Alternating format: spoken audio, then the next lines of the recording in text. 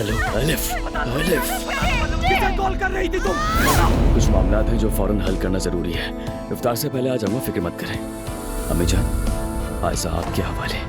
ठीक है खुश आमदीद, कैसी हो? बेटी, खुश आमदीद। बहुत शुक्रिया दादी।